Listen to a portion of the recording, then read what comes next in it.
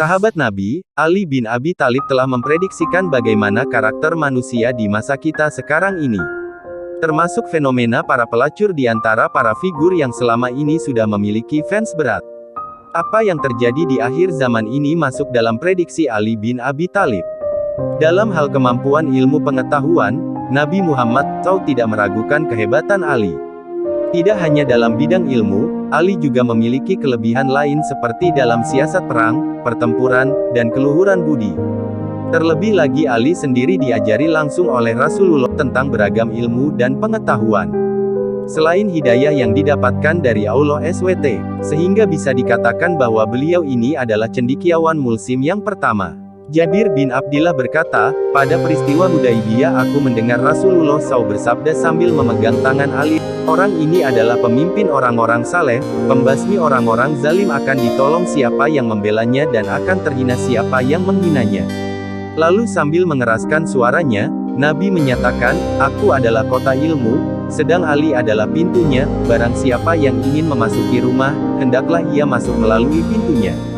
Ternyata ada beberapa prediksi atau perkataan yang disebutkan Ali bin Abi Thalib yang menjadi kenyataan di akhir zaman ini yang patut untuk kita renungkan, diantaranya. 1. Pelacur menjadi tokoh publik. Jika mendengar kata pelacur, kemungkinan besar yang ada di pikiran kita adalah wanita sewaan, namun bukan hal yang demikian yang dimaksud dari ucapan Ali bin Abi Thalib tersebut. Pelacur ini diartikan sebagai orang yang suka mengendalikan agamanya hanya untuk kepentingan pribadi. Mereka hanya ingin memperkaya diri dan akhirnya mengatasnamakan Allah SWT supaya dianggap sebagai orang yang religius. Namun sayangnya, orang-orang seperti ini justru menjadi publik figur dan disukai oleh masyarakat. 2. Keimanan hanya terucap, bukan dari hati. Di dalam agama Islam kita diajari untuk mengimani segala hal yang ada baik dari pemikiran, perkataan, dan juga sikap. Namun di zaman sekarang ini banyak yang meremehkan soal keimanan. Banyak orang menganggap asalkan kita mengetahui tentang iman, itu sudah cukup menjadi bekal untuk hidup ke depannya. Padahal pemikiran tersebut salah. Keimanan tersebut harus bersemayam dalam diri kita baik dari segi apapun. Percuma jika kita hanya memikirkannya namun tidak diterapkan dalam kehidupan sehari-hari. 3. Banyak orang baik tapi tak berakal. Seperti yang kita tahu selama ini jika kebaikan hanya dilakukan untuk mendapatkan pahala dari Allah semata. Namun sayangnya di zaman sekarang ini banyak orang yang tak menerapkan hal tersebut. Tak sedikit orang melakukan kebaikan hanya untuk mendapatkan pujian dari sesama manusia.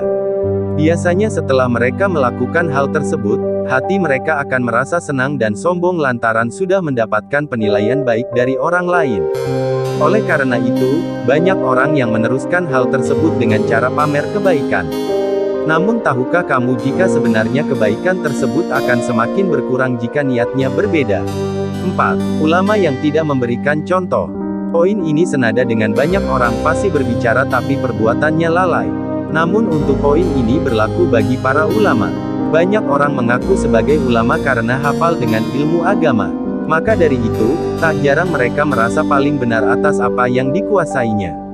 Padahal perbuatannya tak menunjukkan sama sekali dengan apa yang dikatakannya selama ini. Mereka tidak memberikan tauladan bagi para umat melainkan justru menyesatkan. 5. Banyak orang bodoh tidak tahu diri.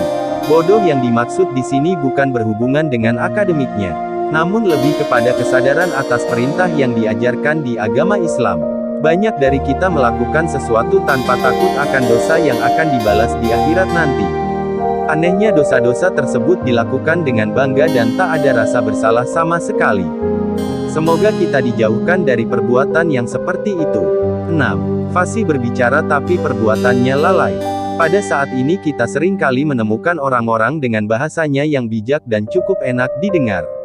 Sehingga semua ucapannya bisa direnungi oleh orang lain dan tak jarang dijadikan contoh untuk para pendengarnya. Namun, tak semua orang yang mengeluarkan kata inspiratif tersebut menerapkannya di kehidupan nyata.